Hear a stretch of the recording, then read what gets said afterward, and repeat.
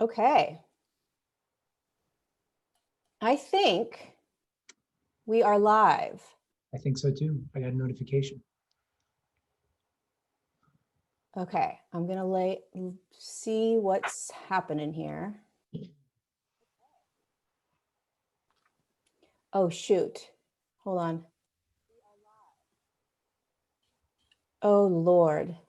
What happened? It says it's live on YouTube. Okay, I had to mute myself on YouTube.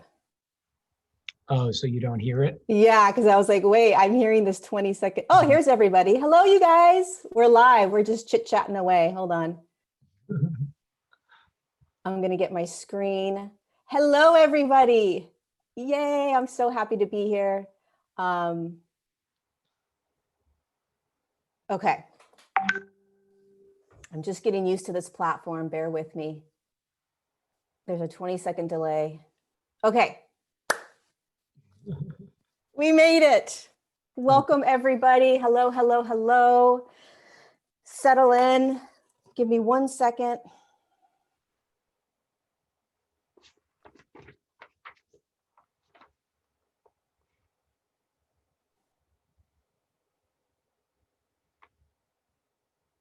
Just want to double check. Can you guys let me know if you can hear me? It's going to take 20 seconds for them to answer. Correct. Let me know if you guys can hear me. Sounds good. Okay, fabulous. Yay, I love seeing you guys from all over the world. Okay, Jason can't see you, but that's okay. I'm on Zoom. We'll only see you. Just me. Okay. Welcome, you guys. So happy to be here. So thank you. Thank you for taking time and sitting with us and sharing this energy and this now moment with Jason and myself. So we wanted to jump back on live because not only did we have so much fun together, but we want to talk about today, we want to share about how to tap into, how to hold, how to be in these higher states of consciousness, holding these higher states of consciousness. What does it look like? What does it feel like? How do we do it? What happens when we fall down into these lower states of consciousness? And I think this is a really important conversation to have right now, because what we are watching occur in both the external and the internal right now is a massive shift or evolution in our own individual consciousness and in the collective consciousness. And so before we begin diving into this conversation, I want to give you guys a little framework, a little remembrance of what's happening here. Everything's energy, right? So you're energy, I'm energy, and everything external is energy. And what is happening is, as we energetically increase the frequency of our physical bodies, we are inadvertently increasing the frequency of the external. And what happens is that which is no longer resonating with our frequency has to be alchemized or dismantled or dissolved. And so what we're noticing is that internally our own lives are starting to shift. Things are dismantling or alchemizing in our own internal lives, including the way we live, the way we be, and externally, right? There are all these programs and systems and et cetera that are dismantling or alchemizing.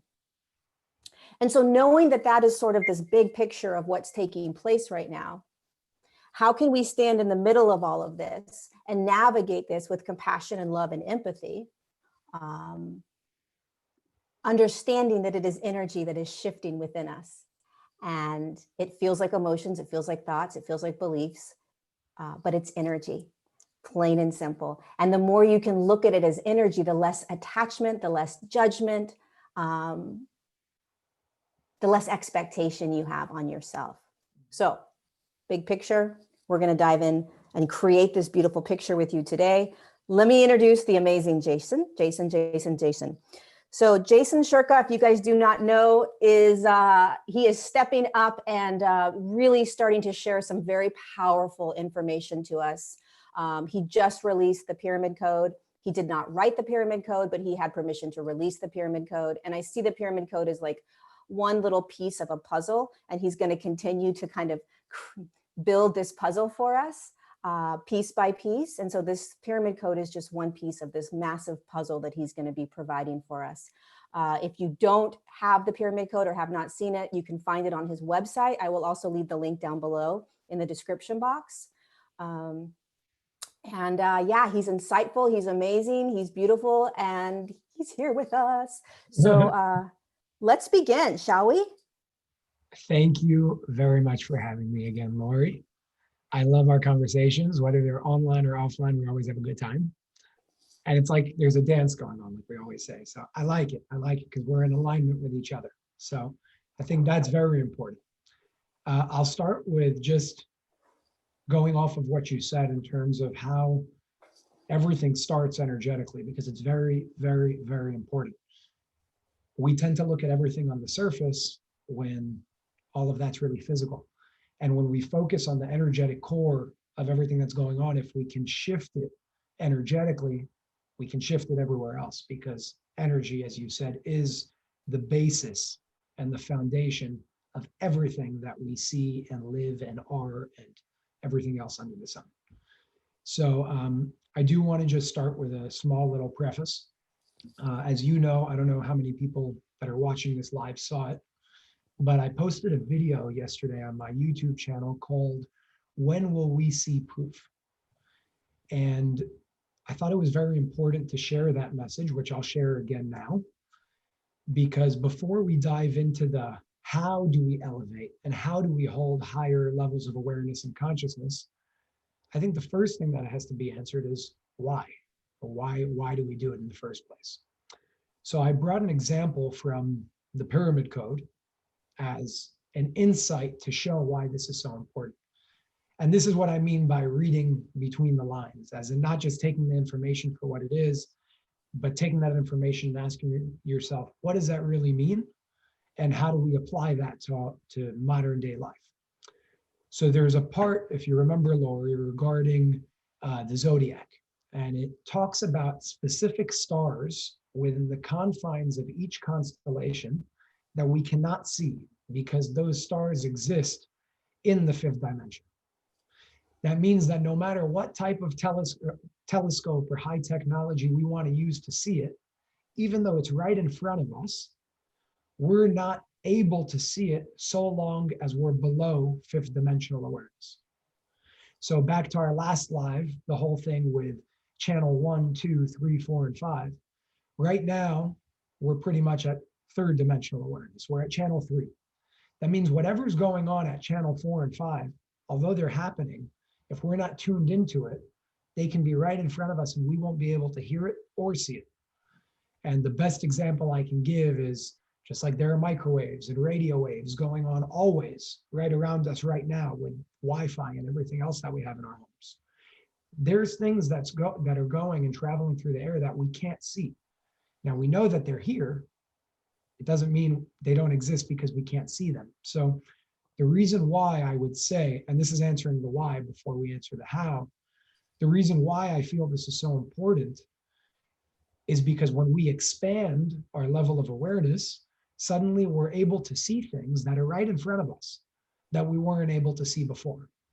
And I haven't reached fifth dimensional awareness, but I would imagine that there's a whole lot that we can't see, because ultimately our perception and our range of perception as it is today is pretty limited. You know, it's the color spectrum. It's from red to purple, and white light is just all of that mixed together. So what we see and what we hear is a very small fraction of what's actually going on in the world today. And when we first step become aware that that's the case, the next step is when we ascend and when we elevate, we can suddenly see a whole lot more and understand a whole lot more that we couldn't before. So that's the why that I wanted to give to show the importance of why this has to be done in the first place. In terms of the how, that's where me and you were going to cover.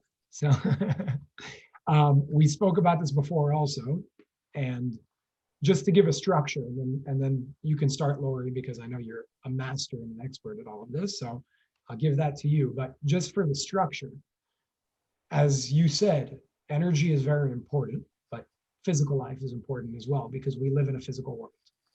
So there are two parts to how I think we should break this down. There's the physical aspect of what we can do to ascend and elevate to higher states of consciousness. That could be through many things, through what we consume, through the words that we speak, through the thoughts that we think, through our external environments with the people we surround ourselves with. The next part of it, which I would say is really the core and the base and the foundation to all of it, is the energetic aspect of what we can do to bring ourselves there.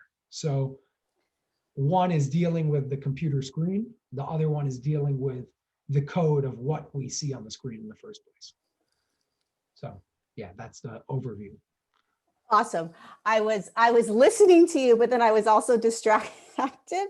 I played around with my YouTube for a second. So I was here and then I was not here. So here's what I'm wondering. Let me just share a little background about my journey and my experience with holding higher states of consciousness or moving through my ascension process or my evolution in consciousness. And I think it's important quickly that I share about this because I have the personal experience that I have had in watching my body increase in vibration or increase in frequency has allowed me to be able to teach it in a way that is grounded and humble and tangible. And here is how I have navigated my entire and I'm continuing to shift, right? You're continuing to shift, but here's how I've navigated it. I have watched it be a natural process of evolution. It's a natural process that my body is doing. And that the ego personality me wants to control it. It wants to tell it what to do. It wants to navigate it in a very sort of third dimensional way. You need to do this, you need to do this, you need to do that. And there is a piece to that, right? Like you want to eat healthy, or you want to, what are you listening to on the radio? Or, you kind of want to be aware of these things. But for me, it never mattered. For me, it never mattered what I was eating or what I was listening to or any of that in terms of my evolution in consciousness or shifting in frequency, because I trusted the process so deeply. Meaning I knew no matter what I was doing, it didn't matter. I knew that I was always shifting into these higher states of consciousness. As long as I allowed myself to be in whatever state I was in. And that doesn't always work for everyone, right? Because a lot of people like to have these frame of references of, well, can you guide me? Can you tell me what I could practice? And I think that's what you're so good at is, okay, here, practice this, do the, that kind of thing. I'm more like, screw it. Like, just be where you are and you'll start to watch yourself shift and evolve naturally, right? So there's this yin and yang to it, or even maybe just kind of a basic flow that they kind of both go together. It's more of the physical, like how-tos. At the same time, you want to hold the no attachment and no judgment and letting yourself move through this in a very natural, because listen, you guys, it doesn't matter. You're evolving and you're shifting, and your body is going to tell you what it needs as you start doing that. And if you try to control it, you're going to be in a state of suffering, no matter what. As soon as you start trying to control your ascension process or control the higher states of consciousness, you'll be in suffering. Yeah. First of all, I think that's why we complement each other so well, because you take an approach that's, let's say, one is yin and one is yang, and it's balanced because you bring something to the conversation that I don't. I bring something to the conversation that you don't. And together it makes this whole picture that's balanced and very important. Totally. To convey the message. Regarding what you just said, I have two things to say. First of all, I agree with you completely. My process did not go as smoothly. It did awesome. not go as smoothly because it took me a long time to understand what you just said. So first I'll give the common denominator that we both had, even though mine was more difficult. We both had an intention of where we wanted to get to. You were okay with where you were.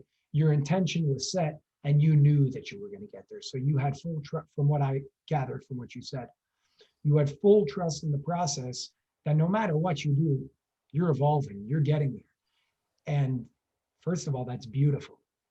When I was going through it, and I'm still going through it, but when at least I started, it was a lot more difficult for me. And we can take, I'll give you a very basic example from my experience in my life. I was born and raised a vegetarian, but throughout my life, I always had eggs. I don't even remember the constitutes of vegetarian anymore because I moved into vegan. But for a while, specifically for like a 4 or 5 year period, I loved cheese. Meat never turned me on. That's just because of me. It wasn't a big thing for me. But I loved cheese. When it came to gluten, bread was like my end all. I loved it. It was amazing. And there was always a point where I would eat it and I would judge myself. And that's not the right thing to do, because I kept sitting there eating it, telling myself I shouldn't be doing this. You're doing something bad. Why are you doing this? And it created this dissonance in me that ultimately got me to where I had to get to, because now I don't crave those things at all. But the only reason I got there was because I shifted into what you said. So I went first through the difficulty of beating myself up over something I shouldn't do, until I got to the point of saying, you know what? Maybe, just maybe, I'm not ready to give up what I want to give up. So instead of beating myself over it and judging myself and being upset with myself, I figured, why don't I just accept it? I'll enjoy it. I'll set my intention for where I want to get to, specifically with visualization, because that's something that's very important to me. And if I can visualize it, for me, that if I can see it happen, it's happening. There's no way that it's not happening. Nobody, no matter what anybody wants to do, it's happening. And that understanding gave me the trust within myself and the system to understand that, okay, you know what? Today I want my feta cheese. Today I want my slice of pizza. But there will come a day where not only I don't want it, but I no longer have to resist it. And that came when I stopped resisting trying not to eat it in the first place. Right? Totally, 1000%, yes. So it was like, let go of resistance on all aspects, just accept, just embrace, do what you got to do, understand that maybe you're not ready to get to a certain point. That's what I had to do. And the second I accepted that, it was so much easier for me to get to different places, I guess higher places relative to where I was before. And I think it's just very important, because I'm still going through that, just with different branches of the tree, different things in my life that I want to change or I want to improve on. But I think the most important thing is, for everybody, is this process is a process of evolution. It's a process of change. And one of the most important things, because this is an energetic thing, is your emotion towards it. To not only trust, but not have judgment. Because when you can lose all of that, you lose any sort of blockages in your system. And it will allow you to fly a whole lot higher. Right. So talking about emotions,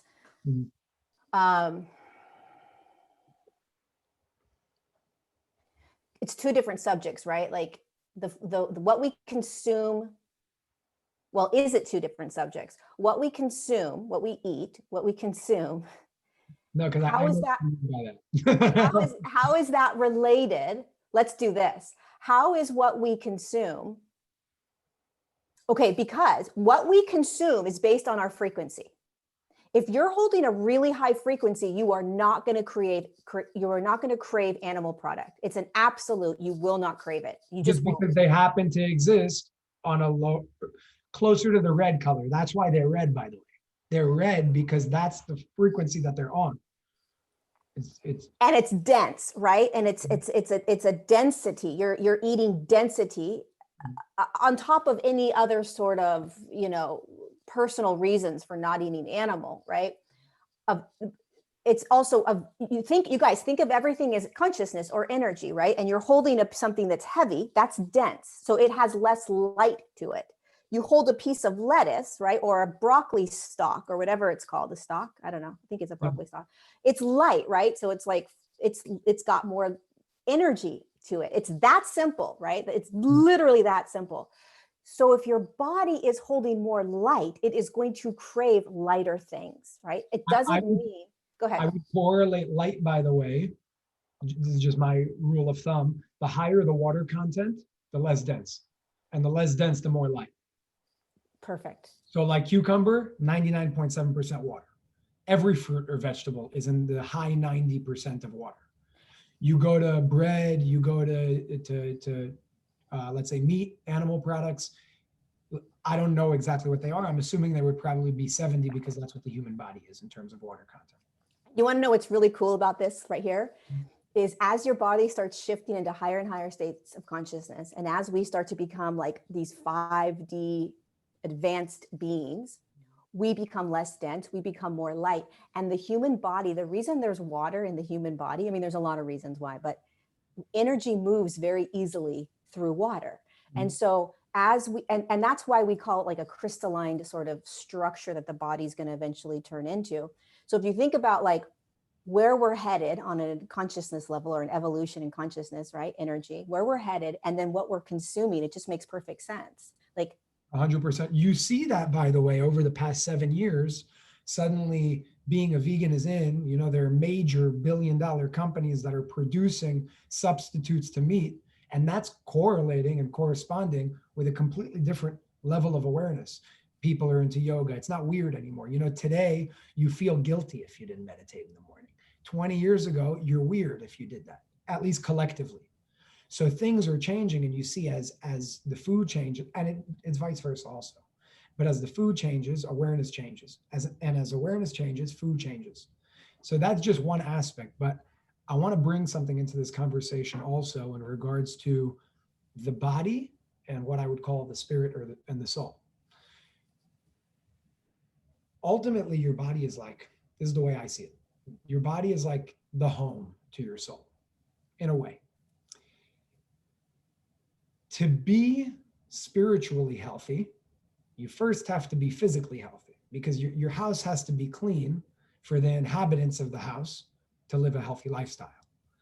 So that means that it can start in many places, but the core, at least in the physical world that we live in, is your body. Because if your body isn't healthy, your soul can't be healthy, because they go hand in hand, they're connected. Right? So you have physical handicaps, you will have spiritual handicaps. When it comes to eating the wrong foods, eating lower vibrational foods, they reflect one another. So with that being said, your body first has to be physically, energetically, and emotionally aligned in order to get to these higher places of awareness in the first place. So, and this is with no judgment. I'm not talking with judgment at all. But if you eat French fries and hamburgers every day, it's going to be a lot harder for you to stay present and to get to the places that you want to get to. If you're drinking and blacking out with alcohol or smoking till you can't breathe anymore, you're probably not going to remember your dreams. And that's what happens. You know, people, the dirtier, if that's the right word, with love. No, because it's important that I don't want to judge. I don't want to judge, but it's just they're energetic facts. The more resistance you have in the body, the less flight the body will be able to take in terms of how high it can reach.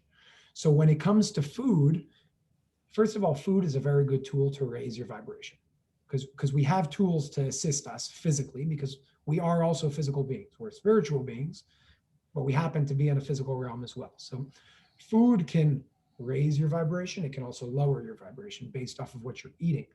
And that's because food, if you look at what it is, it's just energy expressed in physical form that happens to be edible. So every food, whether it's a hamburger or an apple or a banana or a French fry, every one of those edible products have their own frequency. And when you eat them, you become them. So that whole saying of you are what you eat, it's like your food is what makes up who you are, because you are an energetic being, and your food has an energetic resonance. So they kind of come in with each other. So it's like there was somebody said this to me once, I don't remember who, but it was really nice. He said, you can't expect, if you eat dead foods, you can't expect to live. And if you eat low vibrational foods, you can't expect to vibrate high, because it just doesn't work like that. So when it goes to, and this is what I shared with you, Lorie, earlier, in terms of something that I don't know where it came from, but it's something that I use to help me guide myself with eating. And this is my truth. I can't tell you that this is a scientific sort of thing that they came with evidence. This is just something that makes sense to me. And if it resonates with you, so be it.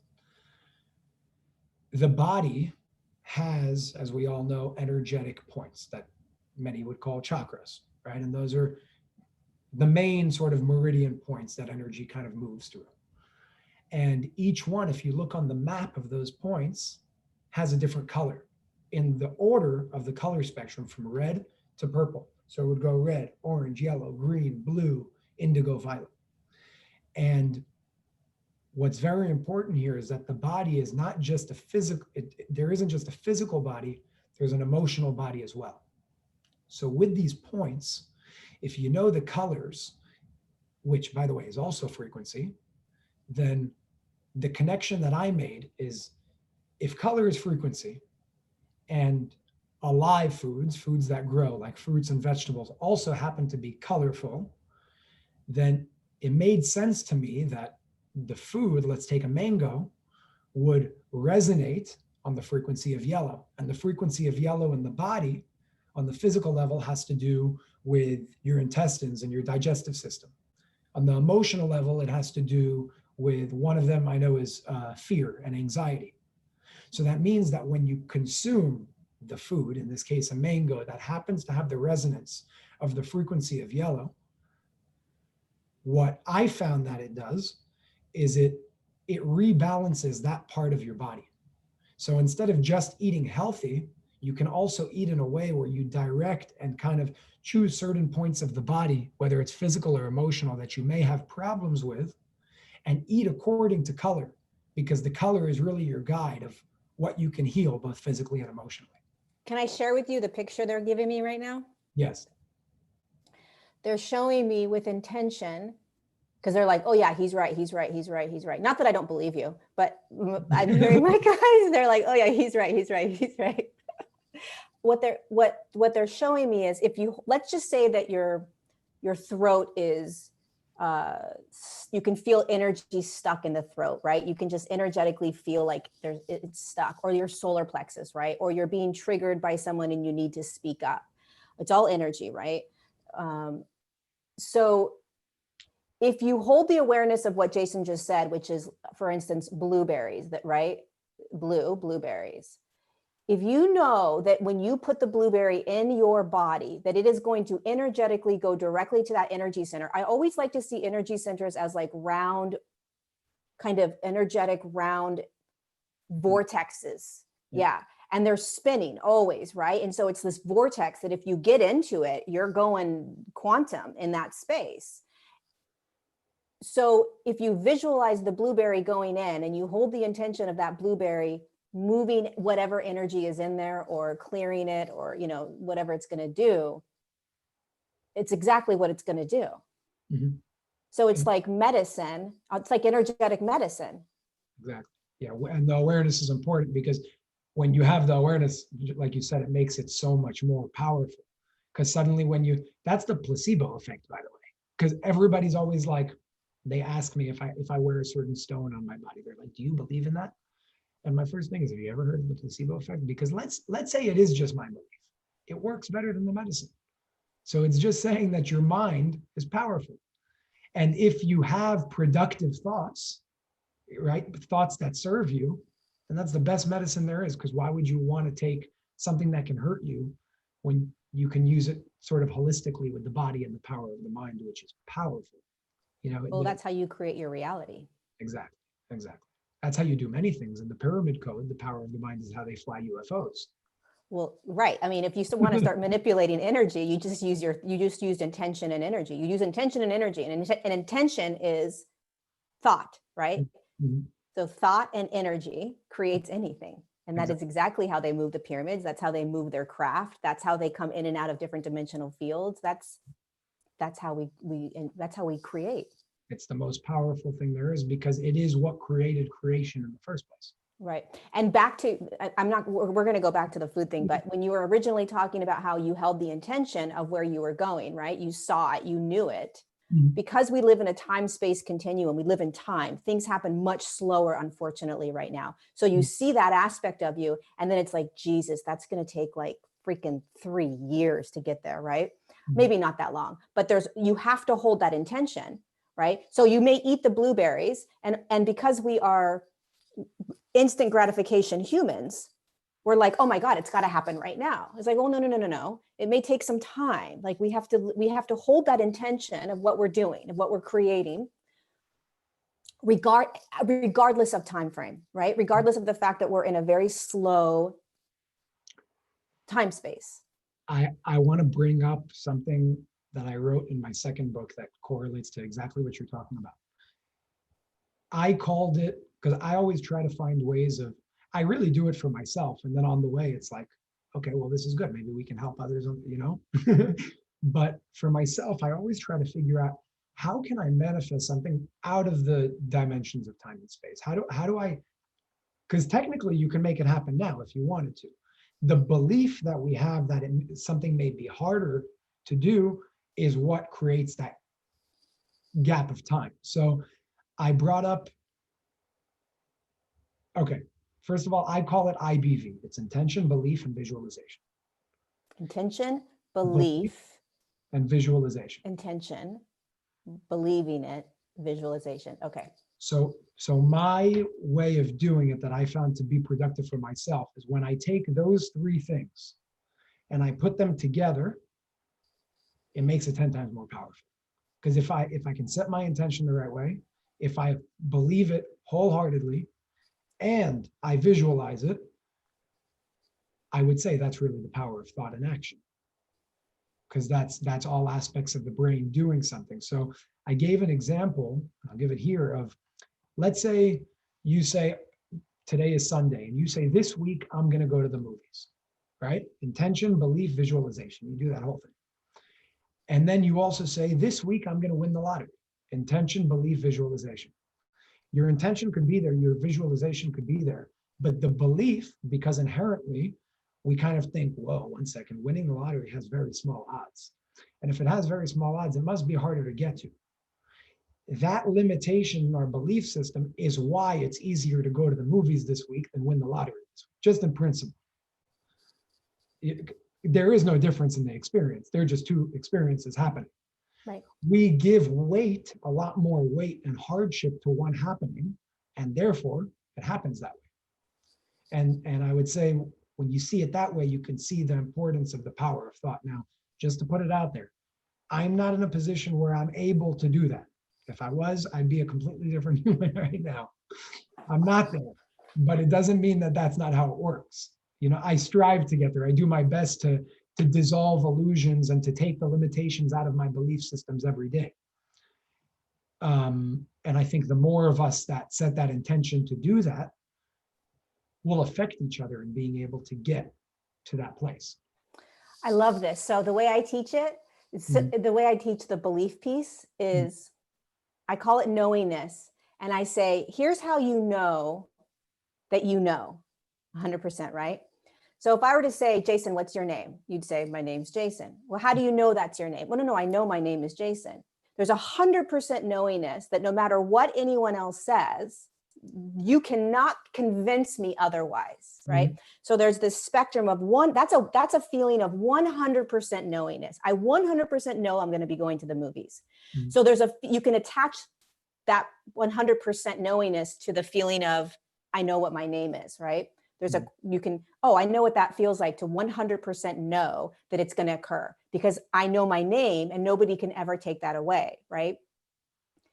You're going to win the lottery. On a scale of 0 to 100, Yeah. where am I on my knowingness scale? If 100% is my name, right? That knowingness. So the indication is the feeling of the knowingness of your name. Exactly. And then you can decide, then you'll have a better expectation of whether what you're intending is going to actually unravel. Because a lot of people create these intentions and they're like, well, my intention, my manifestation never happened. My intention never happened. It's like, well, where are you on that spectrum of belief? Because if you're not 100%, of course it's not going to happen. So there's a desire and a want. So what? That's not the belief that you're speaking of. The belief is that 100%. 100%. You know, I completely agree with you. And let's like circle it back really quickly back to how we are in our now moments, increasing our frequencies and holding these higher states of consciousness.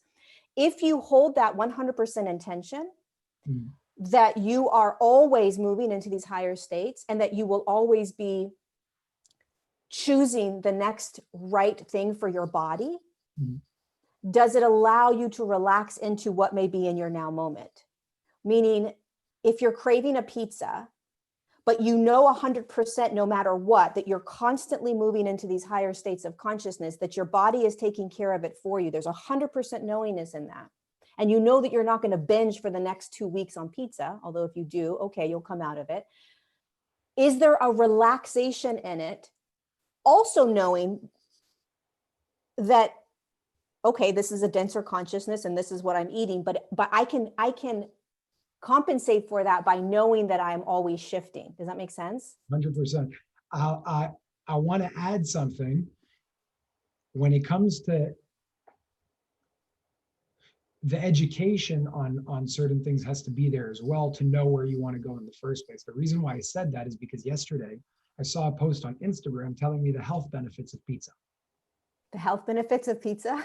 So there are people that because it could be of maybe they educated them differently in school and they told them whatever they told them. People can be misguided into thinking certain things are healthy when they're not. So what I would say, because it's like, you know, the saying, you don't give a man a fish, teach him how to fish. So it's one thing to say this is healthy and this is not. It's another thing to teach the basics of, give me one sentence that I can kind of digest and apply to everything so people don't have to keep coming back to you or me to ask certain questions. And I want to do that through a quote that I shared with you earlier as well from Einstein. And he said, look at nature. When you look deep into nature, everything else will make sense. Everything else will make more sense. So when you're unsure of something, just look around you and see how it works in the natural world.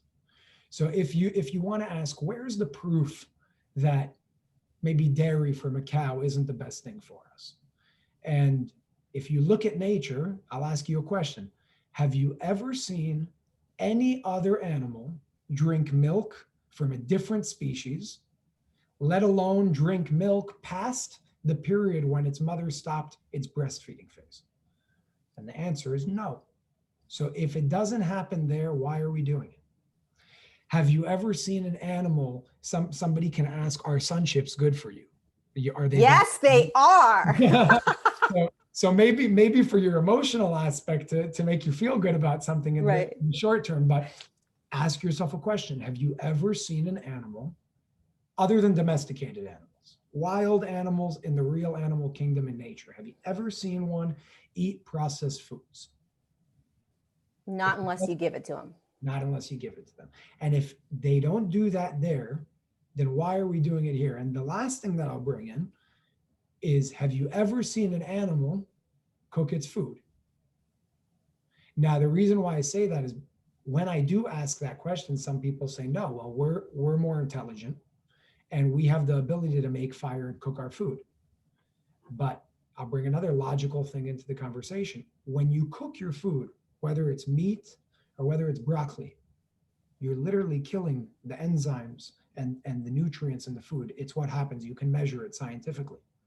So what you're doing in turn, number one, you're not only taking the water content out of the food, which is the light that you're consuming, you're making the food more dense, which brings you lower. and you're making it just kind of dead matter. Because when you heat anything past, I think, 118 degrees, which is the constitution of what's raw and what isn't, you damage it. Now, that's just not with food, it's also with water. When you heat water past a certain point, you destructure the water. And when you drink water that's no longer structured, you're drinking distorted energy. That's what's going on. And then it distorts you because you're also 70% water. So when you think about it from like the foundation of the basics of how does this all work, just ask yourself, does it make sense? You know, forget what I was taught. Does anything else do this? Because maybe, just maybe, our form of calling ourselves advanced is really primitive, not advanced. And it is, you know, and I'll tell you that from a short personal experience that I had. In February, I went to an incredible village in Costa Rica called Pachamama. It's an eco village. Everything's eco-friendly. I got there and, you know, I'd like to call myself like an average normal person. I wear shoes. I use forks and spoons. I got to this village.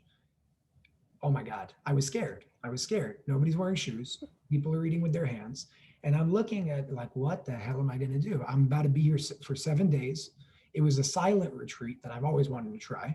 So I'm about to not speak for 7 days, eating with my hands and walking barefoot in the jungles of Costa Rica. And it really scared the hell out of me. That's the truth. I was very uncomfortable. And a few days in, I suddenly understood something, that what I got from all of this is I called those people primitive until I put myself in their shoes, not actually because they weren't wearing any. But it allowed me to understand that the people that we call primitive are really spiritually advanced. And the people that we in modern day call advanced are really spiritually primitive. Now, I'm not saying to live like a caveman, but I will tell you that from my little experience that I had over there, from eating with my hands and walking barefoot, suddenly I became in resonance and in tune with earth, something that I never was, because we sleep on mattresses and cement caves called homes with Wi-Fi and radiate. You know, it takes us out of what we actually are and the feelings that we actually have in the air around us. So suddenly I remember one day I was eating lunch with my hand and I picked up something. I didn't know what it was. And before it even entered my mouth, I got nauseous. And something said, put that down and take it out of your mouth. Don't put it in your mouth. Just put it down and don't eat it. And it was just this intuitive like knowingness of don't eat that. And afterwards, I went to look at the menu because I couldn't ask anybody because we couldn't talk. And it turns out that there's gluten in there. Now, I'm sensitive to gluten. I'm allergic to it. So the body, when it's in tune, actually speaks to you. And you see this in animals also. Animals that sleep on the floor and walk barefoot because they don't have the advanced technology that we do, they know when storms are coming. Birds that fly the same migratory patterns every single year know 500 miles ahead of them there's a hurricane or some sort of storm that they have to avoid. They don't have navigation. They don't have GPS. They have it in their spiritual organs because they're still in tune with it. And when we eat a certain way, and some of it is something, you know, a lot of it we can't do much about because there's toxicity in our water and our food and the air that we breathe, and it's involuntary. It's not our fault. But that's why I always say we're suppressed natural. We're not natural. And what we call supernatural is not supernatural. It's normal. But because we're suppressed with our food, with radiation, it's just the way that we live. It's our lifestyle. You know, I live it also. I have an iPhone in my pocket all the time. But those things take you out of resonance and tune with what's going on. And unfortunately, people, me being one of them at some point, and still don't always know and can't always feel, is this good for me and is this not good for me? Because we're so out of whack because of our society. It's just how it is. When there's chlorine and fluoride in your water, and when there's pesticides in your food, it takes us down, it suppresses us. So the reason why I'm bringing this up is because awareness is very important. Intuition is very important. Education is very important too, because to get, I think, this is my opinion, to get to a higher level of awareness, you also have to have education of how things work, because when I was in school not too long ago, there were still got milk posters on the wall, and that messes up our minds because we're being taught something is good and it isn't, because we just established that this does not happen in nature. So we need a combination of education, awareness, and being in tune. So like try to walk barefoot whenever you can in your backyard. That, I'm not saying walk down Fifth Avenue, like don't go down New York City in a 5-star hotel eating with your hands. Also fit into where you are respectfully. Don't piss people off, but do what you can to reconnect to the world around you. If you don't need your phone in your pocket, try to stay away from it for an hour or two. If you can eat more alive and raw food that gets its primary source of energy from the sun, not from anything else. Eat as much as you can of that. And on the way, if you want to have a hamburger, you want to drink a glass of tequila with your friends and go party and have fun, do it. Enjoy. And really enjoy, enjoy when you're doing it. But know that you will get to a point where not that you have to resist that, you're not going to want it anymore, because the only reason that you crave it is because you're still in resonance with it. And that's another indication factor, right? Today I'm at the point where if you gave me a bottle of any sort of liquor, I can't bring myself to consume it. Now I was at the point where, I went out with my friends, clubs, parties, just like everybody else. And I'm at the point now, and that's the indication factor, where liquor exists at a specific frequency, just like food does. Mm-hmm. And when you drink it, if it makes you happy, it means that it brought you up, meaning that you were below its frequency. The day is going to come after or throughout your ascension process where you drink that same liquor and it makes you groggy, and you want to go to sleep and you feel bad, and you go to the bathroom and you don't understand what's going on, because that's what happens to me now. And that's the indication that if this is the liquor, I'm no longer here. I came here. So it's an indication of progress. And that's the way I see things from my experience of my process so far, which is pretty genius. I mean, everything you're saying is this is the evolution of human. You're basically you just kind of gave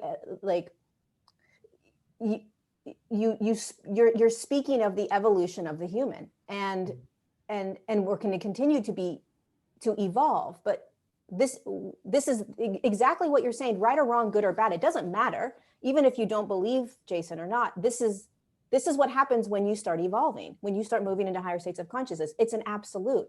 And the beautiful thing about going to an eco village and taking your shoes off and, really getting back into that natural rhythm, right? So you were completely connected into the natural rhythm of this quantum space, this quantum field. You were connected, you were disconnected from anything that would disalign you from your physicality.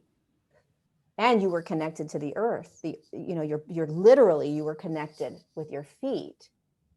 There is a rhythm, I think, that happens. There is a connection back into your light, your soul, there's an alignment that happens. It's like and I think that's why we like going out to nature a lot, is because it literally brings us back straight into this aligned state. Mm-hmm. And as soon as we're in that aligned state, you pick up a piece of food, it's like, no, right? And everything that we are consuming on an environmental level externally, through the water, through the food, through the radiation, through whatever that is, it keeps us kind of wobbly in that aligned state, right? So it's like, we do our best to stay in that.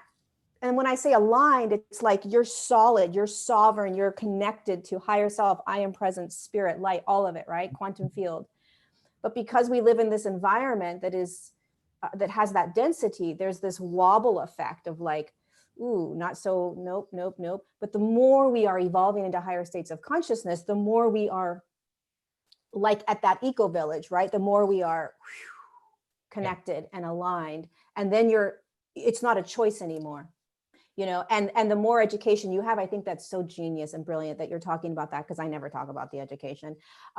because it's important to understand what's going on and to understand how you can navigate this and how you can look at it and how you can make sense of it. You can start logically, or let's just call it critically think, right? Because we're programmed. We're Yeah. programmed. It's very simple also, suddenly like when I became aware of that question that I asked of, does any other animal drink milk? I'm like, how didn't I ask that before? Because it's such a simple question. It's not a difficult, like you got to be a genius to think about that. It's just look at what's in front of you. And the problem is that we don't. So the more you do and the more you look at, I would even say the simple things in life, the more you understand how obvious it's right in front of you. It's right there.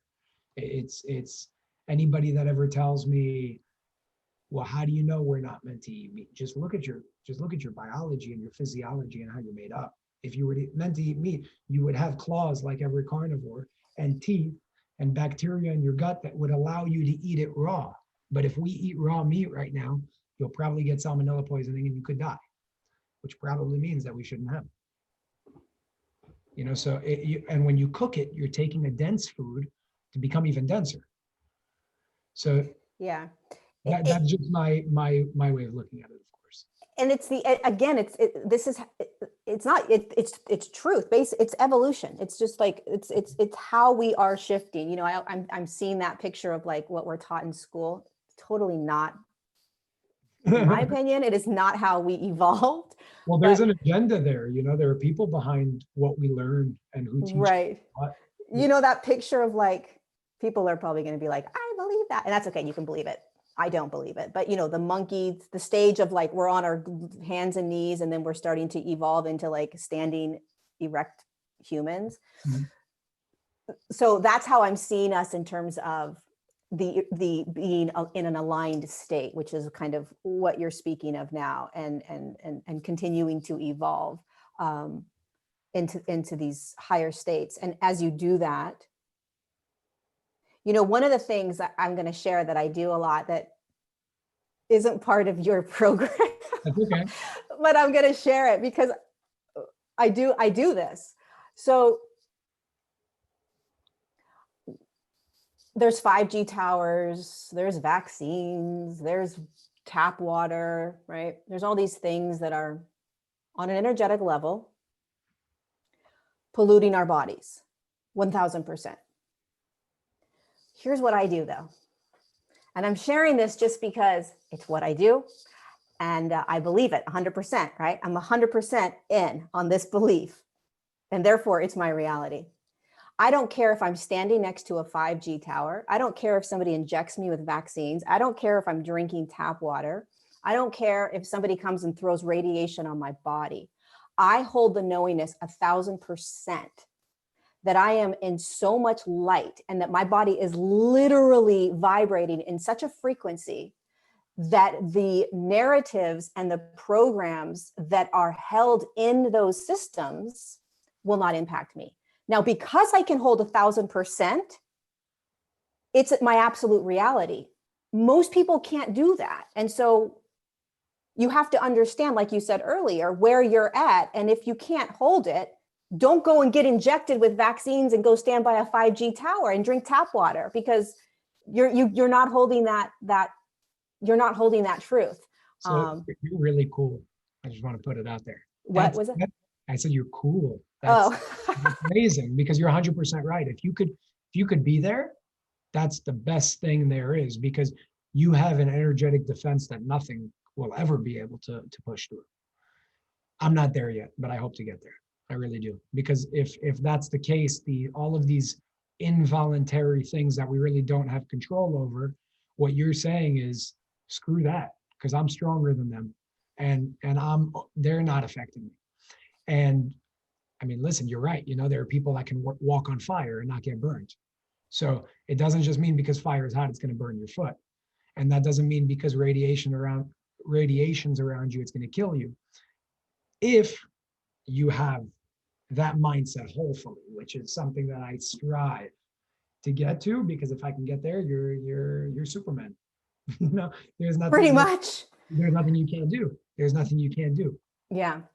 But in the meantime, right, what I think is important also is the balancing act, which I think is so beautiful about our conversation, is it's extremely important to understand how this whole thing works, what you've been explaining, right? And really look at it and start to see it for what it is and what it's doing to your body and how your body absorbs it.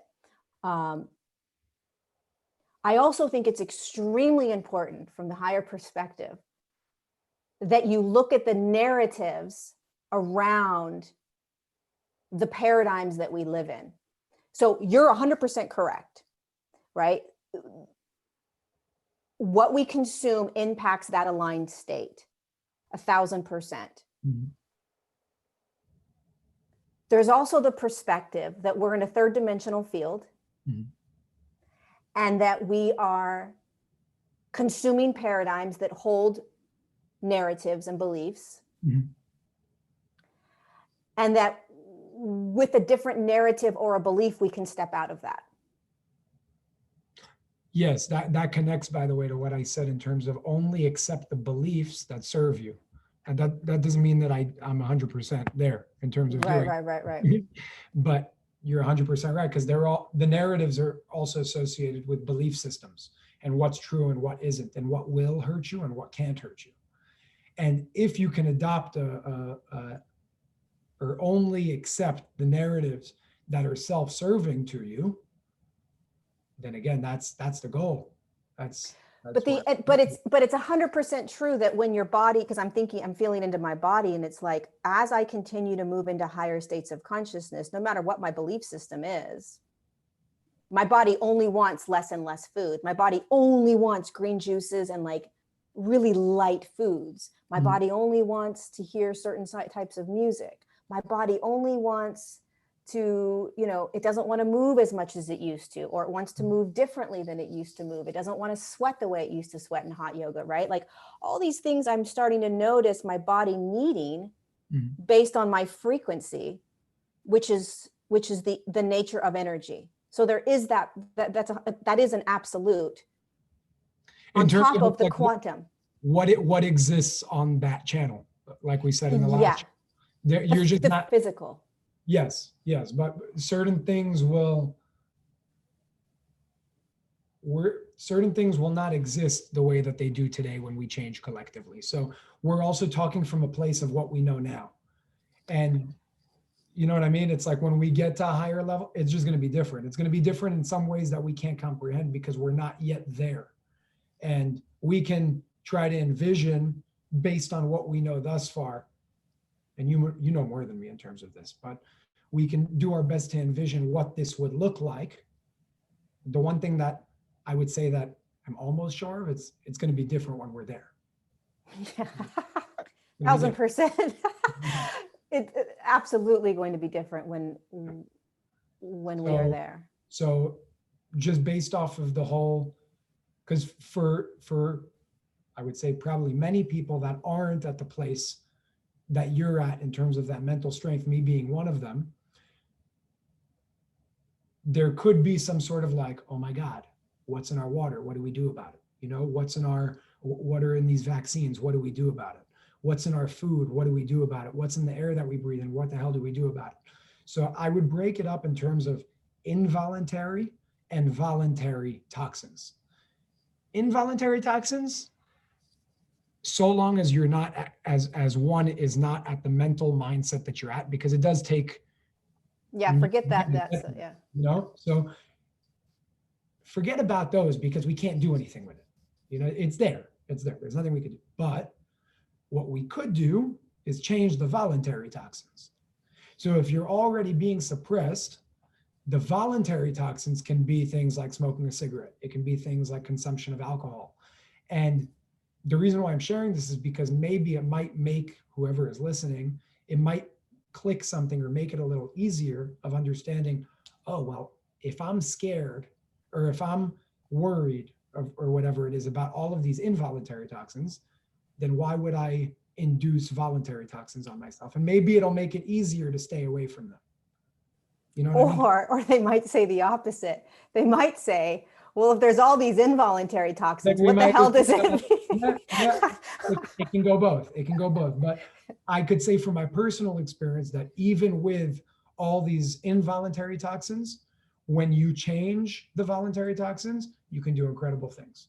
And the I can't say the proof because people haven't seen it, but I've had my own experiences with certain things, and maybe you have as well, Lorie. But the fact that there are very old people in the world today, and the fact that people could do levitation with the body and interdimensional travel and out of body experiences in today's day means that it's not, oh, all these involuntary toxins are here, so we're screwed, so we might as well do it.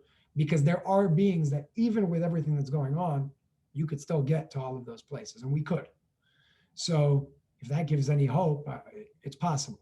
You know, Yeah, we absolutely can, and we will. Here's another little side piece, and then we can start answering some questions. But our bodies are way more intelligent, almost like the earth itself is way more intelligent, right? We're so concerned with like, oh my God, we got to protect the earth. And it's like, no, honestly, you don't, but that's okay. You can think that. But our bodies are way more intelligent than we give it credit for. So you want to balance the ego piece, right? Because that's important. It's absolutely important because you want to take action, you want to create, you want to intend, you want to believe, you want to do these things. You want to know what you're bringing into your body, and that's all good.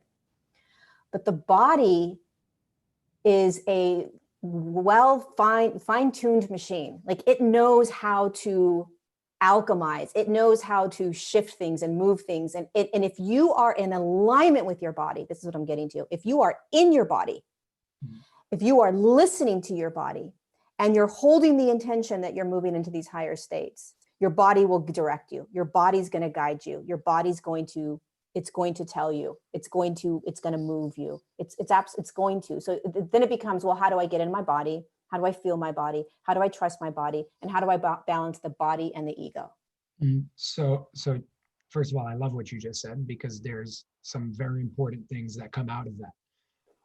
The way our world looks today, from my observation, like the pharmaceutical industry, for example, it comes out of the idea, and I would say the ridiculous idea, that human minds, or we, are more intelligent than the body.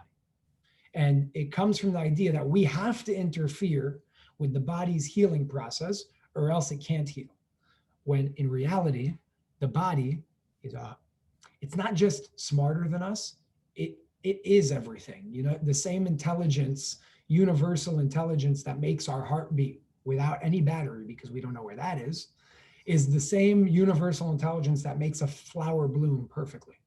It's that intelligence is what keeps us alive. Your body is always trying to self-regulate. It's always trying to stay in balance and homeostasis. And because of that, also, again, back to Einstein's quote, look at nature and everything will make sense. What's the first thing an animal does when it's sick? It fasts. It stops eating. And the reason why it stops eating is because intuitively, it understands that when you continuously consume food, energy has to be allocated to digest that food. When you stop the consumption of food, that same energy can be allocated to balancing and healing the body. So something that I do myself, and one is coming up right now on Monday, so if anybody wants to join me, do it. But on every change of season, on every solstice or equinox for the most part, I always go on a fast. It could be a juice fast. It could be a water fast. It could be not a fast at all and just eat a little bit less, because this is just my way of kind of like pressing the restart button on your body, gaining mental clarity, giving myself the tools that I need to continue moving forward, and like really understanding what that means. Because when you're fasting, you do raise to a much higher level. Your dreams are different. Your memory's different. You can like sense things. I won't say you, I'll say when I do it, sometimes I can see things on people, somebody's sick, somebody's this. It's not supernatural, it's just normal. Okay, I'm going to pause. I'm going to just put a pause on the Jason button. That's really important. That's very important. That's where we're getting at. That's where we're getting to, I should say. That in that high state that people talk about when they're fasting is 5D human. Mhm. So I just wanted to like Even say even that. if you look at recently, everybody's doing intermittent fasting. It's not a coincidence. It's because Right. that's what corresponds to a higher level of awareness. It's just how it works. That's what it is. It's closer to channel 5.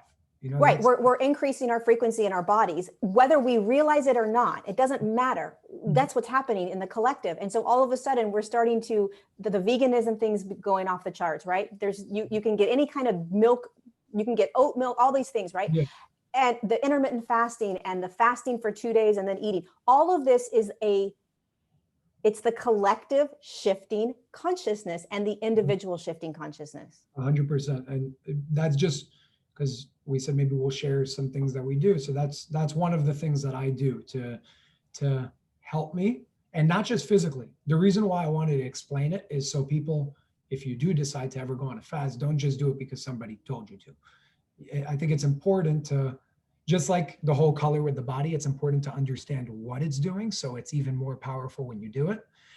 The most simplistic way of putting this out is fasting allows your body to stop allocating energy to digesting food and start allocating energy to any part of the body that's not in balance. That could be both physical and emotional bodies. So when I fast, there are sometimes where I could cry, in 2 seconds, because it's an emotional detox. Sometimes I want to scream. Sometimes I want to laugh. It's because you're detoxing. So you detox physically, you can get acne, you can get bad breath, you can get some sort of rash. That's not a bad thing. That means your body is getting rid of things physically. And generally, when you get rid of things physically, there's an emotional response. When you get rid of things emotionally, there's a physical response. That's why when you're sad, emotion, you cry, tears. And then you also happen to have a runny nose. It's all connected. So it is one thing based on what you said in the beginning. They're not separate. They're very much the same. So that's how they're connected. One is the reflection of another. One impacts the other. So the reason why I love fasting so much is because it helps me not just with a physical detox, but also an emotional detox. And the last thing that I would say for me is writing. Because just like you would go on a fast to detox physically and emotionally, when I write, and this is just a personal experience, it takes all the clutter out of my brain, puts it onto a piece of paper, and it allows for either just more presence, because not everything is in my brain. It's like an emotional detox of what's going on. So writing, fasting, eating a specific way that correlates to a higher level of awareness, thinking thoughts that goes to visualization, belief, intention that serve you. All of these things are things that, again, from my experience, they help. They help elevate, and some will elevate faster, if you want to call it, than others. And that's not a good thing or a bad thing. That's just an experience, and it's all good. And Go yeah, ahead. the last thing that I would add that I didn't is when it comes to emotions, instead of just talking about what can bring you up, there's also what can bring you down. And things like judgment, things like jealousy, things like comparison, things like conditional love, things like envy. All of these things are lower vibrational emotions. Fear is a lower vibrational emotion. So that's just something to be aware of because, we're all human beings. We all have some form of jealousy or ego that comes our way that takes over us. And it's just, I think it's important to be aware that those things, just like lower vibrational food brings you down because it's energy, lower vibrational thoughts can keep you from ascending as well.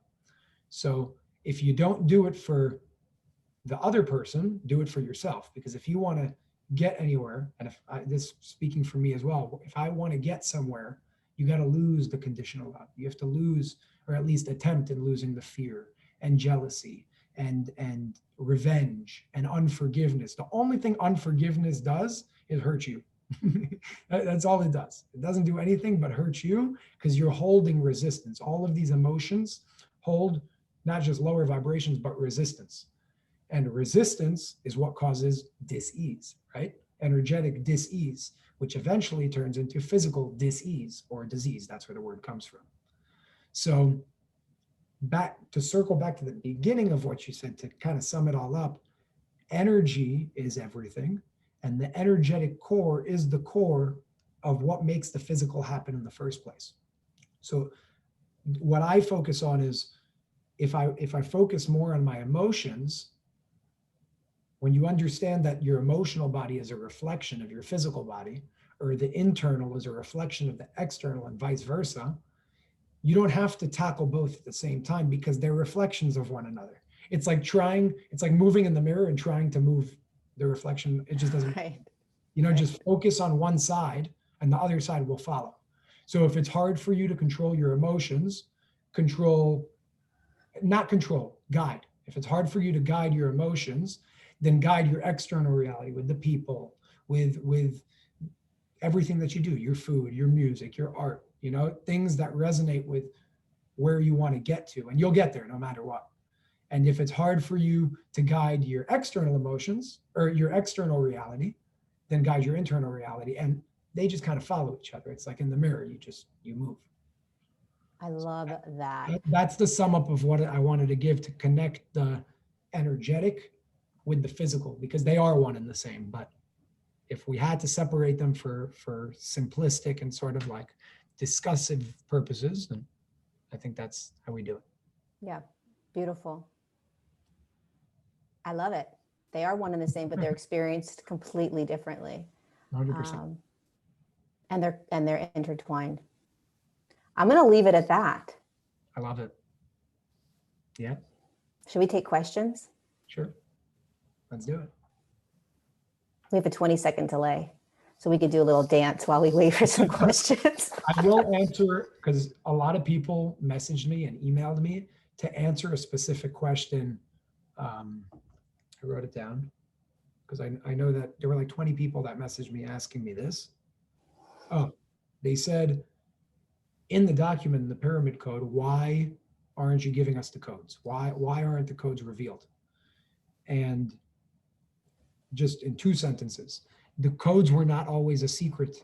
The codes used to be out there. The problem was people started abusing them. People started using them for corrupt purposes, the pharaohs in this case, and it was taken away from the public.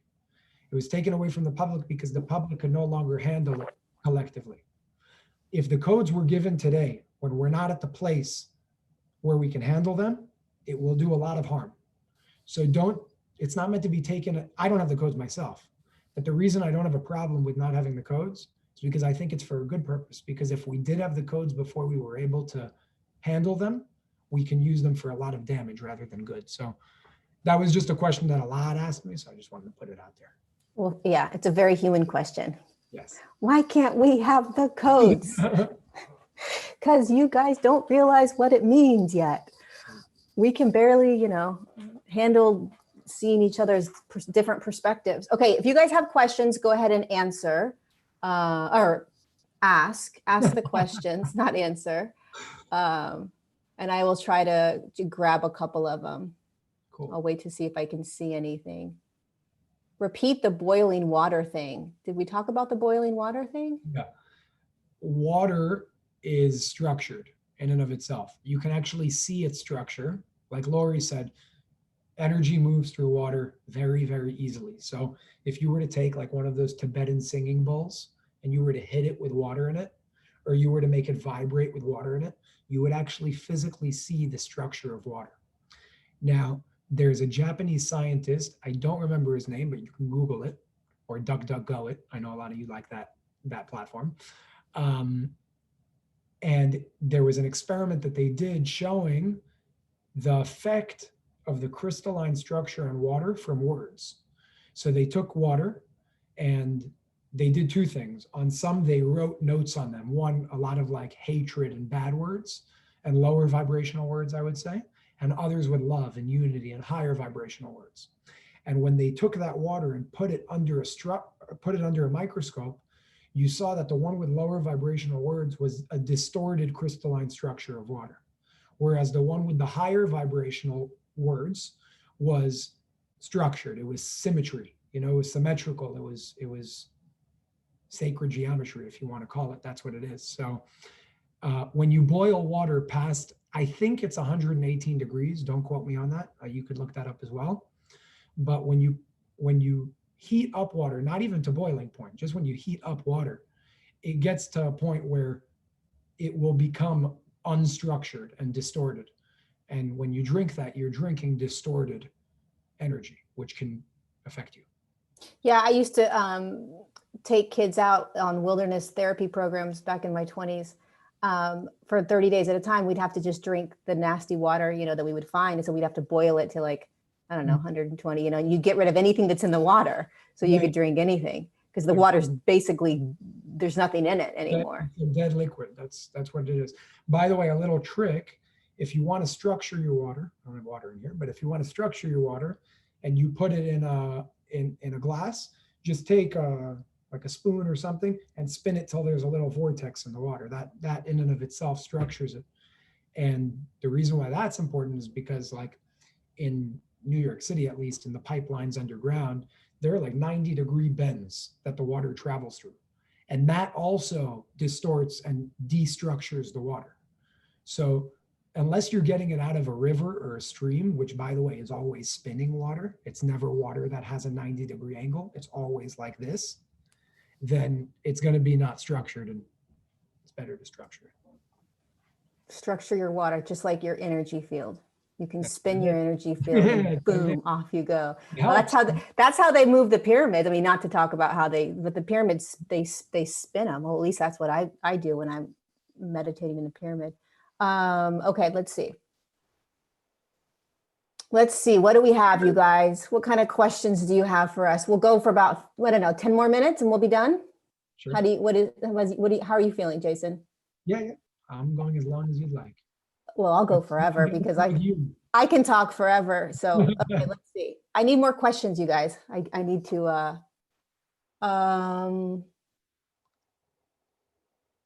let's see. What's up, you guys? Let's go. I drink coffee every morning, so I'm with you. Somebody says, but my coffee. I can't give up coffee yet. Okay. With all the discoveries and realizations I've been making, the synchronicities. Okay. The synchronicities keep getting more specific. Wait, hold on. I can't read that one. We're going to go on.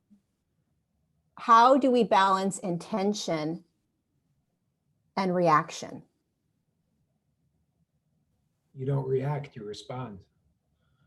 But I think that's a question for you to answer. You're good with that. I am good with that one. Okay. How do you balance intention with a reaction? So the reason that you have a reaction to something is there's an expectation. So if there's no expectation, you won't have a reaction to anything. So it's like holding on to the rock, right? I've been loving this analogy. Let's say I have an intention that I'm setting that I'm going to become vegan, right? Or I have an intention I'm setting that I'm going to lose weight, or whatever that is. Okay. It's great to set that intention. If you set the intention and you grab the rock of that intention, right? I'm going to lose 20 pounds, or I'm going to have a relationship soon, or I'm going to divorce my partner, or whatever this intention is, but you grab it like a rock.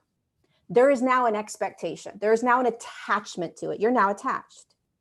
And if you become attached to your intention, you're going to have reactions to anything that perhaps isn't coming your way to create that intention. When you let go of that rock and you move into a quantum space of flow, which is how you're supposed to be anyways, right? When you're in higher states of consciousness, you're flowing and you're trusting. You have that intention. You know 1,000% that intention is going to happen. That's key. Anything that comes your way, you won't react to any longer, because you know that it is part of the river that you're flowing down until you hit that intention. You've let go of the rock. So the intention is flowing with you, right? And as soon as you match that frequency with the intention, you'll connect. Boom, here it comes. It becomes your reality. In the meantime, if you're holding on to that rock, you are now creating and trying to manipulate how this intention is going to come into your life, which is going to create suffering, reaction, anything else, right? So you have to start practicing seeing your intention as a rock and letting the rock go and floating down the river like we're designed to float without an expectation or attachment to the intention. I love it. Right? I love it. I like that very much. Yeah, the attachment's a big one. It's huge. Yeah. Okay, let's go.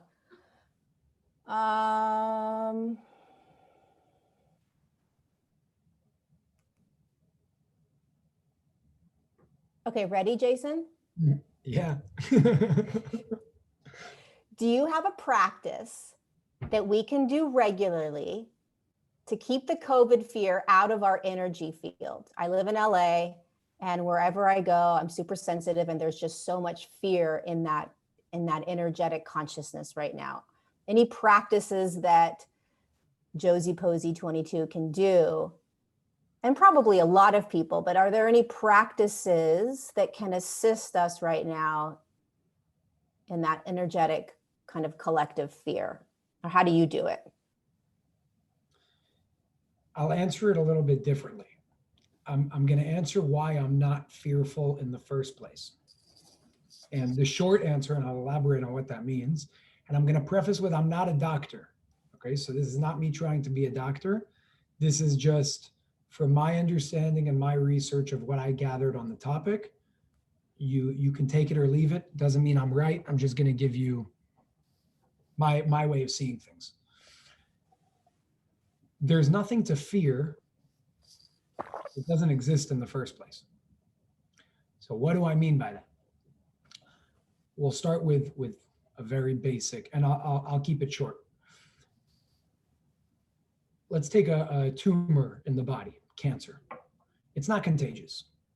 Now, a lot of people look at a tumor and they're like, oh my God, it's cancer. Cancer is the problem. It's not. Cancer is actually the thing that's stopping you from dropping dead in 2 seconds. So the reason why what I see over time is our narrative has decided that the defense mechanism is really the disease, and that's not true. So let's take a tumor to begin with. A tumor, everybody labels, oh my God, it's bad. We got to get rid of the tumor, chemo, radiation, surgery. But nobody asked what caused the tumor to form in the first place, because a tumor is a very good thing. What a tumor is doing is it's taking some sort of poison in the body that's not supposed to spread, and it's encapsulating it, and it creates a tumor. So it stops its spread. That's what a tumor is. Okay? So with that understanding, the tumor is the body's intelligence stopping itself from dying, from transforming, okay? Stopping itself from transitioning. So the same way a tumor works, we'll go to a fever. Fever, it's not a bad thing. A fever is your body's defense mechanism to heat itself up in order to kill something in the body that's trying to hurt the body. So the fever, again, is the thing trying to save you, not the thing that's trying to hurt you. And the reason why the fever came in the first place is because there's something else that's coming and trying to hurt you or poison you or whatever it may be. A virus works in the same way, from my understanding. Again, I'm not a doctor, but from my research and from my understanding, this is how a virus works, and this is why I'm not afraid of it. Viruses do not hurt you. They're not the problem. They are also the body's intelligence working in its way to save itself and to keep itself alive. So a virus, there are viruses around us always. There are viruses in where we breathe, on our food, on our skin, in our hair. It's everywhere. These are microorganisms that are the reason why we're alive in the first place, by the way. Viruses, the question is not, oh my God, what's the virus going to do? It's, why is the virus becoming active in the first place? Just like, why did the tumor form in the first place? And why did the fever come in the first place? The reason why, to my understanding, that the virus came in the first place, or activated in the first place, because it was always here. The reason why it became active in the first place is because it is trying to detoxify your body from something. That something can be radiation. That goes to the 5G discussion. That can be what's in our water. That can be what's in our food. That it can be many different things. And I'm not going to claim to know what it is, but there's definitely some sort of poisoning process that's happening here. So I'm not sitting here saying people aren't dying. but nobody's dying from a virus. They're dying because they're being poisoned. Just like nobody died from a tumor. My problem is when people say that the defense mechanism is the disease, and it's not. The virus is your friend. The virus is what's trying to help you. It's not what's trying to hurt you. And when you do things to get in the body's way, you mess the body up from what it's trying to do. It's like trying to eat when you're sick instead of fasting and let the body do what it needs to do. So the reason why I don't have fear is because, and this may sound crazy, but you can look this up, the virus was never proven to be contagious. And as crazy as that sounds, because of our belief systems and the narrative that's being given, I can give you a great example of how it couldn't be contagious. Let's say that my house is a massive microwave, okay? It's one big ball of radiation. If I'm in my house for long enough being radiated, at some point I'm gonna get sick. If you, Lorie, came over and slept at my house for a week, at some point you're gonna get sick. And then if we happen to decide to have a big gathering, a party of 100 people that all stayed here for a week or two, they're all gonna get sick. Now, you and me both know that I didn't give it to you, and me and you didn't give it to 100 people. The house or the environmental factor poisoned the people, and the people reacted to it as a defense mechanism to stop themselves from the poisoning process. And on the way, based on how sick a person actually is and what they can tolerate and handle, some people will die, just like some people die from tumors and some people die from fevers, But the question isn't how do we get rid of the virus? That's pretty much asking how do we get rid of our body's defense mechanism? The question should be, what is poisoning us in the first place, and how do we get rid of that? And that's why I'm not afraid of the virus. So that's where knowledge comes in, where when it's, it's nothing to be afraid of because it doesn't exist in the way that they tell you it exists.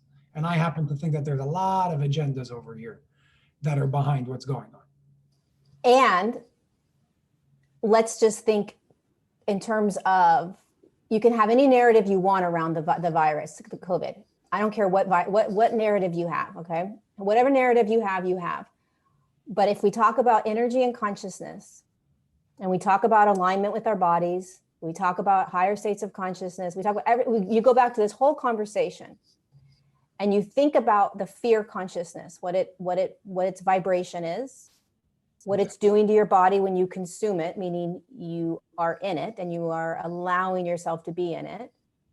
What is it doing to your immune system? What is it doing to your emotional system? What is it doing to your mental system? What is it doing to your energetics? What is it? What's happening? So step outside of any narrative that COVID is giving you, because there's 1,000 different narratives that you can believe in.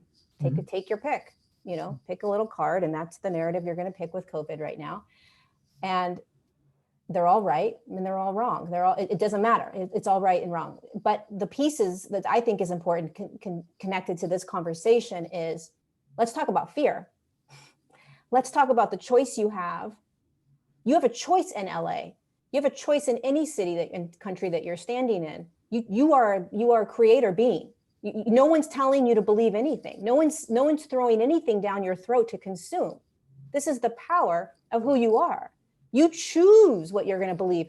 There's 1,000 different narratives in any paradigm. Which one feels good to you?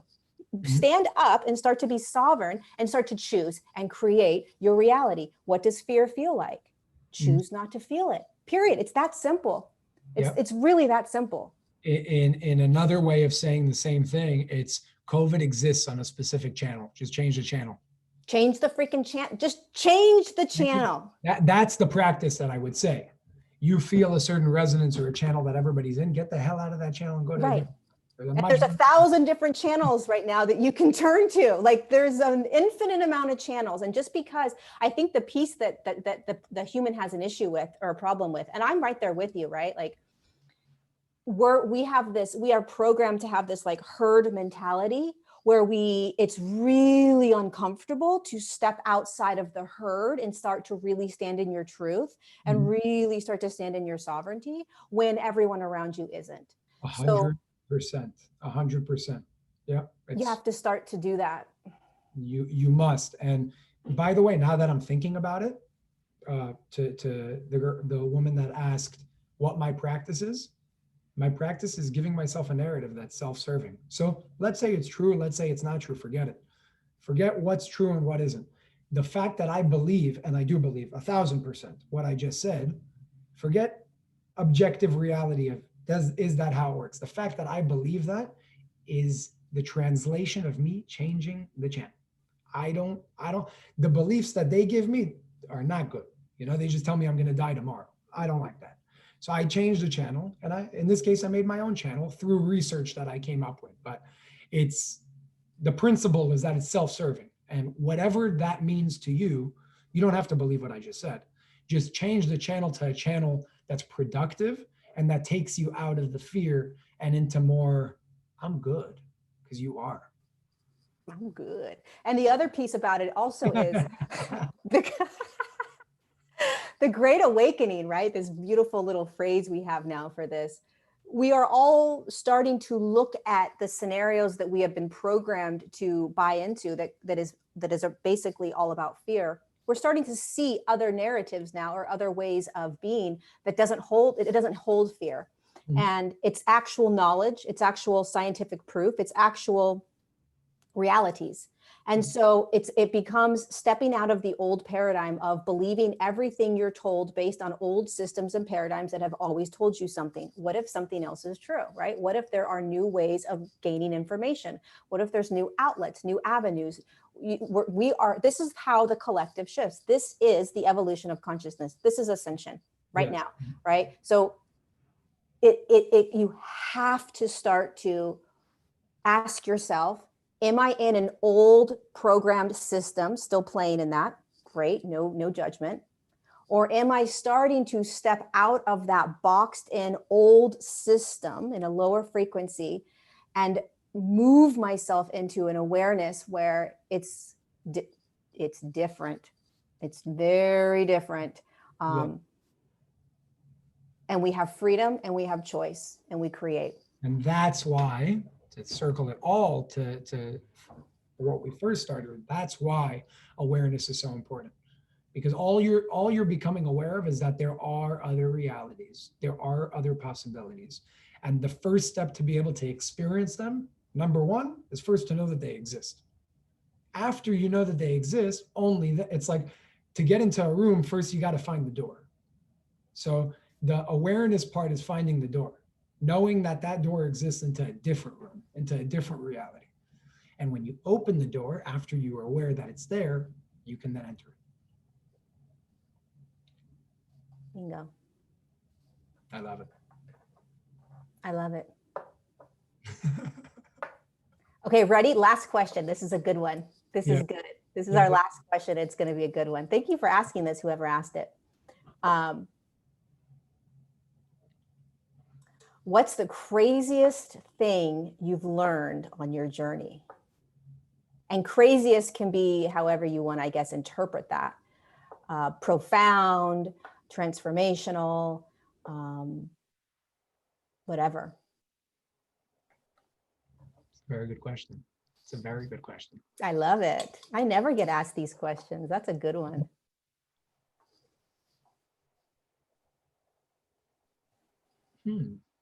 Okay.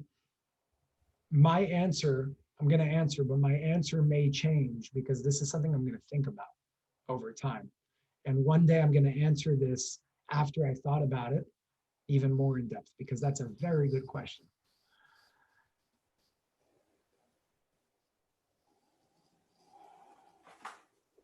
What I learned that brought me or gave me the most power is two things, three things. And it was the realization of three illusions that I would call. It's the illusion of separation, it's the illusion of time, and it's the illusion of death. Understanding those three illusions are the foundation for everything else that I've ever understood. Because from my experience, when you can understand hopefully why those are illusions, everything else falls into place. So suddenly and I don't know how it came and where it came from. I'm a big dreamer. Like a lot of things come to me in my dreams.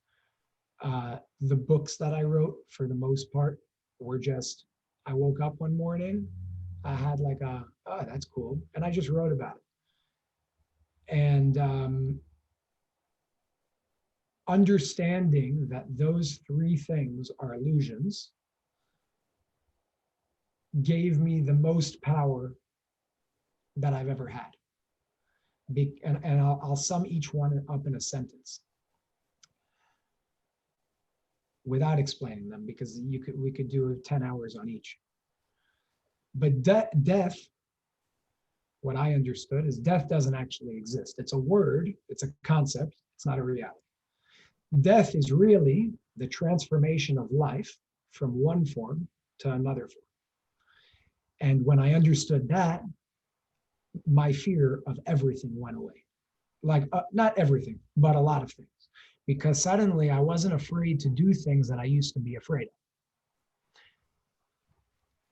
of. When it comes to the illusion of separation, I understood that although I may seem physically separate than you are, that's not the case. It's like trying to separate a drop in the ocean from the entire ocean while it's still in the ocean. It doesn't work like that. So the illusion is that every single drop in the ocean, which is every single person in the world, let's say, thinks it's its own individual drop. But we all know that if I took a scoop of water, it would have the same makeup of H2O of all the water that it was a part of.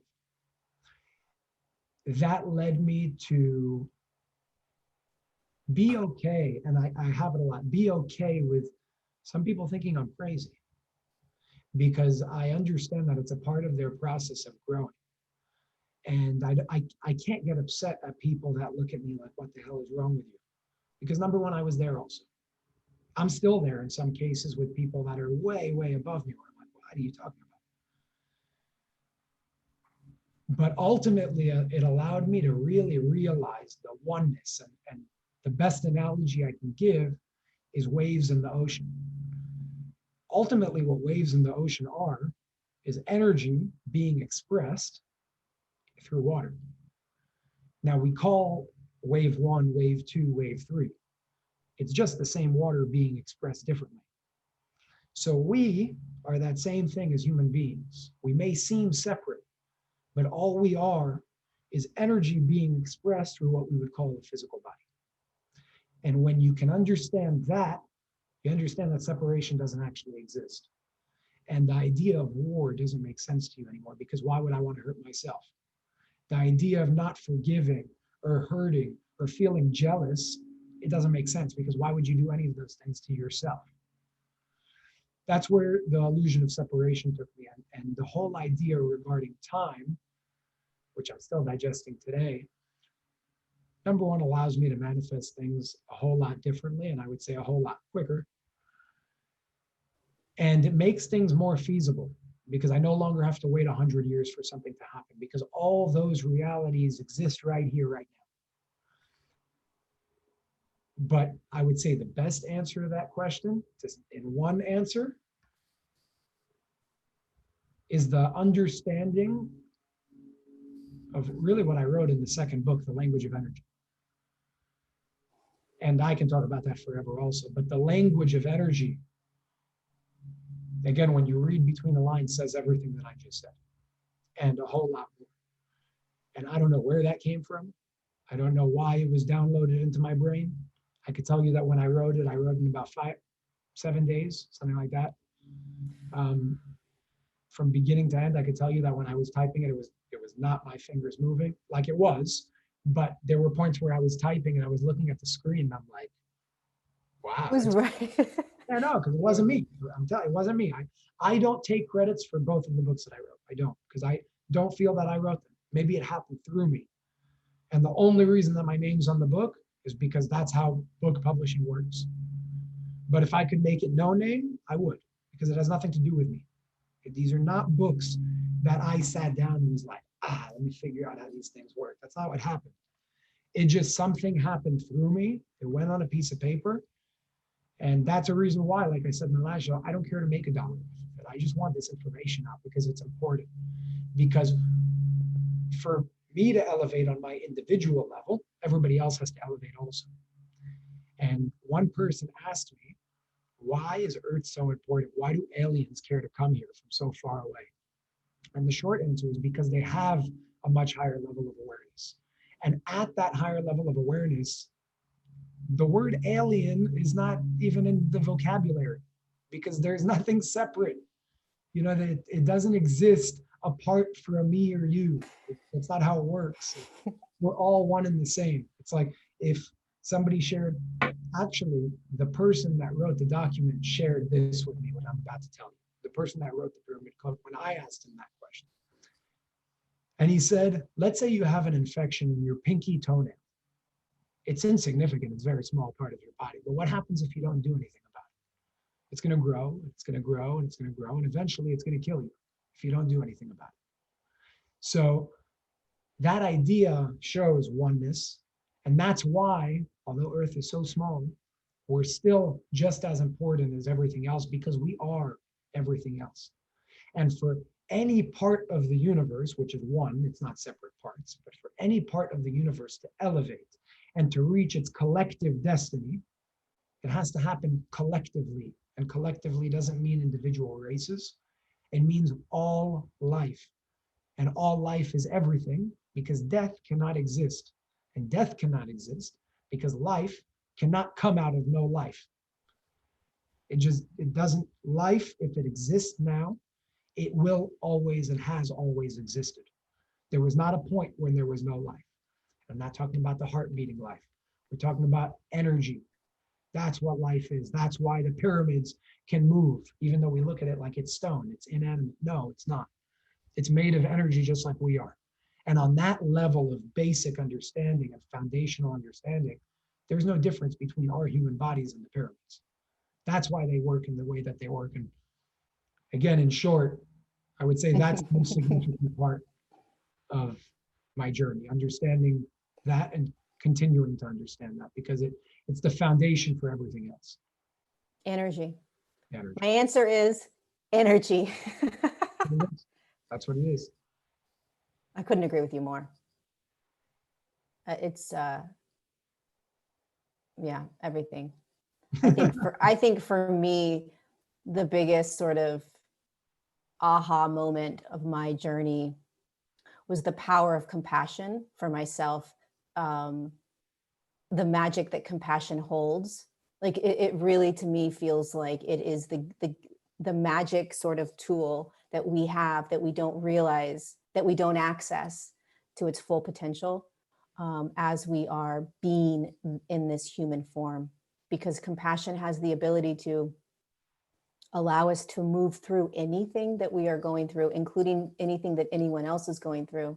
And compassion is very different than empathy, right? Empathy is a level up from compassion, right? Empathy is when you can actually put yourself in that person's or shoes and say, oh, I understand why they're doing that. I can see why they're doing that. I get that. I can hold that.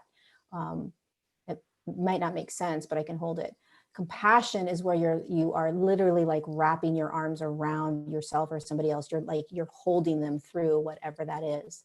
And for me, compassion was the biggest aha of moving through my journey and continuing to move through. As long as I pull out compassion in any now moment, I'm good. I'm flowing.